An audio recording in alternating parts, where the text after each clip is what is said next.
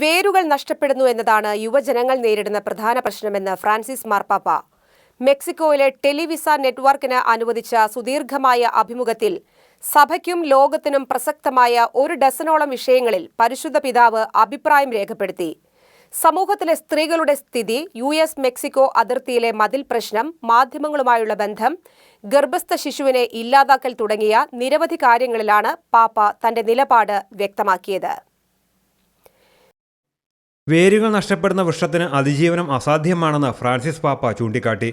യുവജനങ്ങൾ മുതിർന്നവരോട് സംസാരിക്കണമെന്നും സംവദിക്കണമെന്നും താൻ യുവജനങ്ങളെ നിരന്തരം ഉദ്ബോധിപ്പിക്കുന്നത് അതുകൊണ്ടാണ്. മുതിർന്ന തലമുറ എന്ന വേരുകളിൽ നിന്ന് യുവജനങ്ങൾ സാംസ്കാരിക മൂല്യങ്ങൾ സ്വാംശീകരിച്ച് വളരണം, വളർന്ന് പുഷ്പിക്കുകയും ഫലം പുറപ്പെടുവിക്കുകയും വേണമെന്നും പാപ്പ പറഞ്ഞു. നിർഭാഗ്യവശാൽ സ്ത്രീകൾ ഇപ്പോഴും രണ്ടാം സ്ഥാനത്താണ്.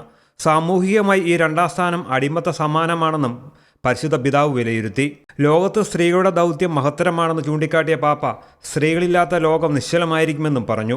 മതിലുകളല്ല, പാലങ്ങളാണ് പണിയേണ്ടത്. മതിലുകൾ പണിതുയർത്തുന്നവർ അവയ്ക്കകത്ത് തടവുകാരായി പരിണമിക്കുകയാണ്. ആശയഭിന്നതയുടെ ഇരുകരകളിൽ നിൽക്കുന്നവർക്കിടയിൽ പോലും ഉണ്ടാകേണ്ടത് സംവാദത്തിന്റെ പാലമാണെന്നും പാപ്പ ഓർമ്മിപ്പിച്ചു. തിയഡോർ മക്കാറിക്കിന്റെ കേസിൽ ഉത്തമ ബോധ്യം ഉണ്ടായിരുന്നതുകൊണ്ടാണ് വിചാരണയ്ക്ക് മുന്നേ അദ്ദേഹത്തെ കർദിനാൾ സ്ഥാനത്ത് നിന്ന് നീക്കി വൈദിക പദവി സസ്പെൻഡ് ചെയ്തതെന്നും പാപ്പ വെളിപ്പെടുത്തി.